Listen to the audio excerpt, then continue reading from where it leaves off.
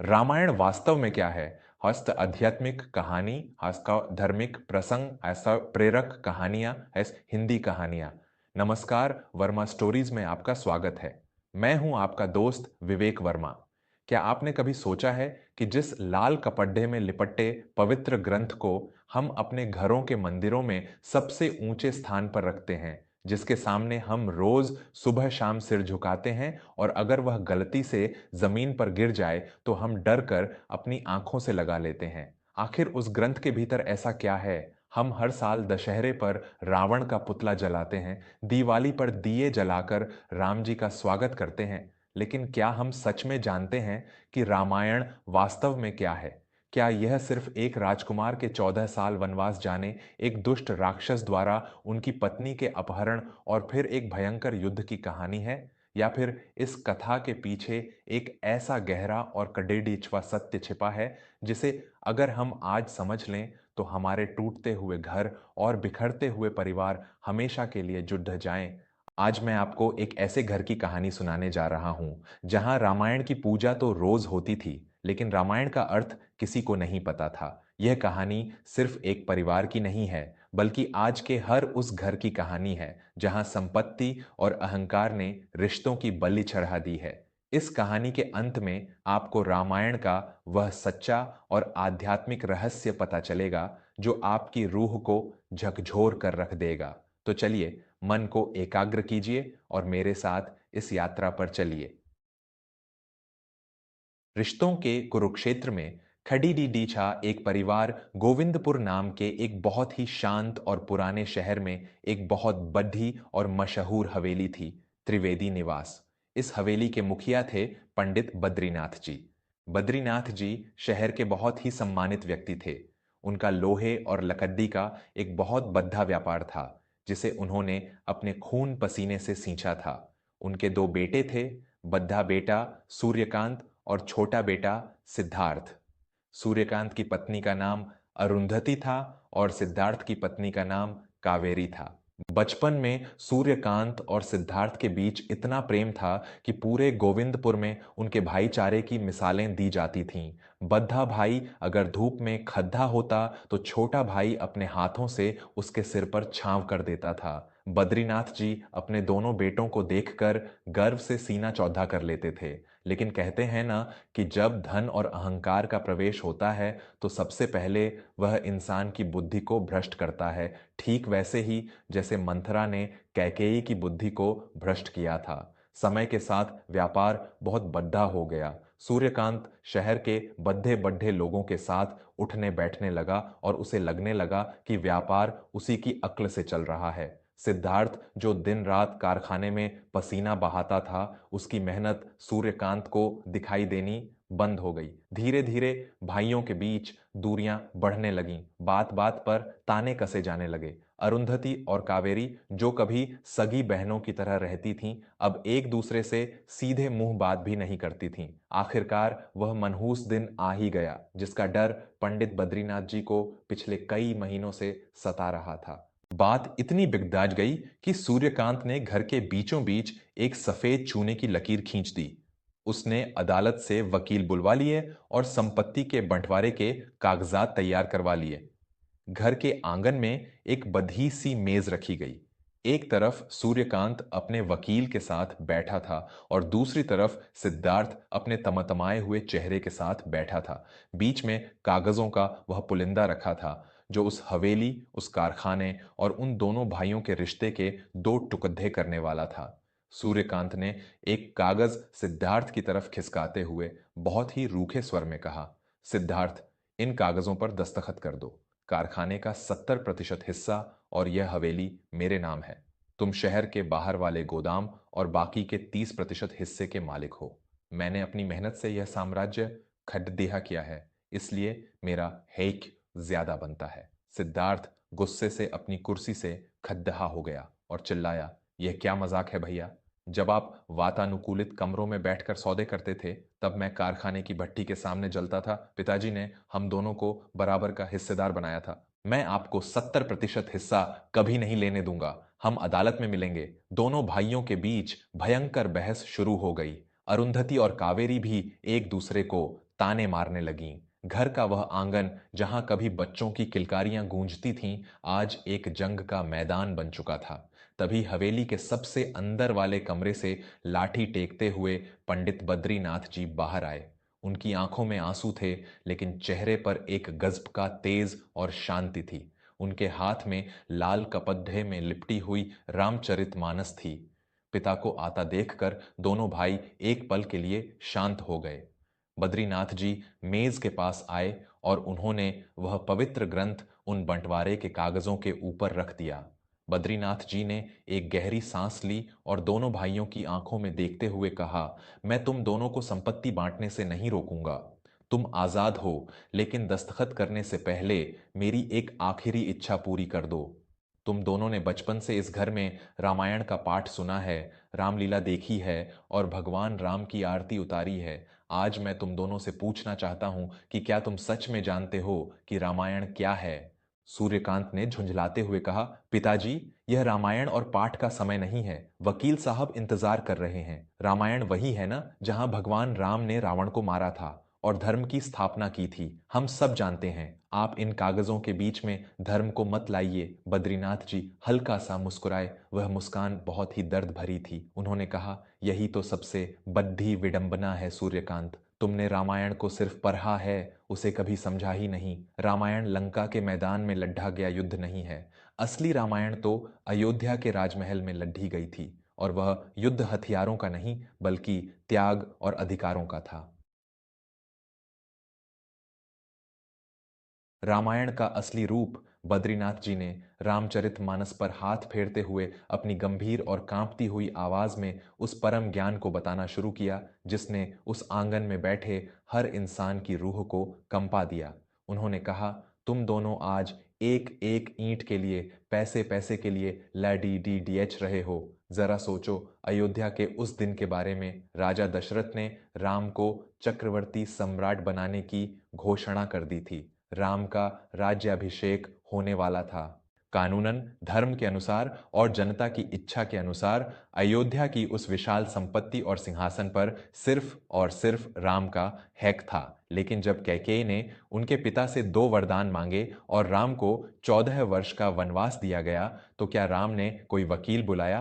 क्या राम ने कहा कि यह संपत्ति मेरी है, मैं इसे नहीं छोड़ दूंगा? बद्रीनाथ जी ने सिद्धार्थ की ओर देखते हुए कहा, राम ने एक सेकंड भी नहीं लगाया। उन्होंने उस विशाल साम्राज्य को, उस अथाह संपत्ति को एक तिनके की तरह त्याग दिया, क्योंकि राम के लिए पिता का वचन और परिवार की शांति उस सोने के सिंहासन से कहीं ज्यादा कीमती थी। इसे कहते हैं रामायण, जहां अधिकार से बद्धा कर्तव्य होता है। फिर बद्रीनाथ जी सूर्यकांत की ओर मुद्दे और बोले, और तुम जो अपने ही छोटे भाई का हक मारने के लिए कागज बना रहे हो, जरा भरत को याद करो। जब भरत ननिहाल से लौटे और उन्हें पता चला कि अयोध्या का पूरा साम्राज्य कानूनी रूप से उनके नाम कर दिया गया है, तो क्या उन्होंने उस सिंहासन पर बैठकर जश्न मनाया? भरत चाहते तो आराम से राज्य कर सकते थे, लेकिन उन्होंने क्या किया?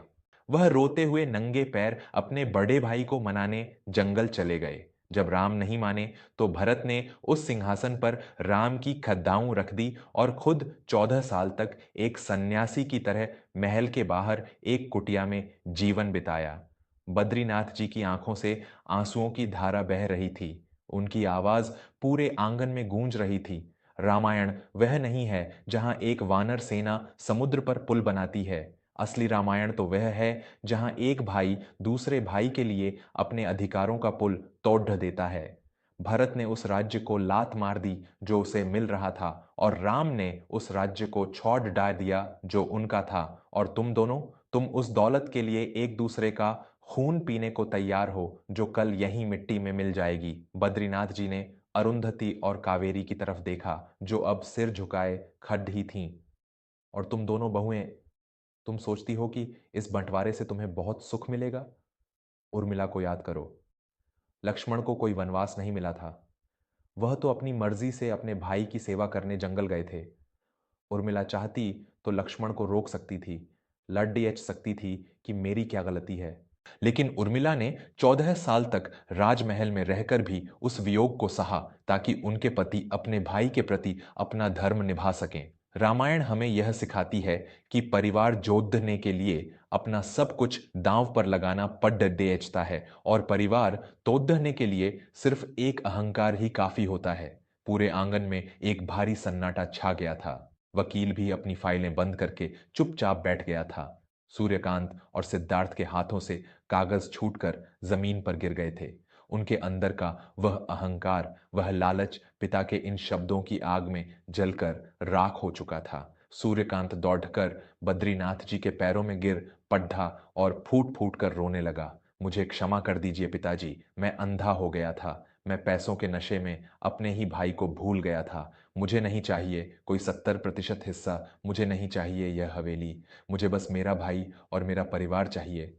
सिद्धार्थ ने भी आगे बढ़कर अपने बड्ढे भाई को गले लगा लिया और रोते हुए कहा, भैया, आप मेरे राम हैं। मुझसे बहुत बड़ी भूल हो गई जो मैंने आपके सामने आवाज उठाई। हम सब साथ रहेंगे। मैं आपके बिना एक पल भी नहीं रह सकता। अरुंधति और कावेरी भी एक दूसरे के गले लगकर अपने किए पर पछतावा कर रही थीं। सूर्यकांत ने उन बंटवारे के कागजों को उठाया और सबके सामने फाड़ड़च कर हवा में उड़ा दिया। हवेली के बीच में खींची गई वह सफेद चूने की लकीर उसी समय पानी से धो दी गई।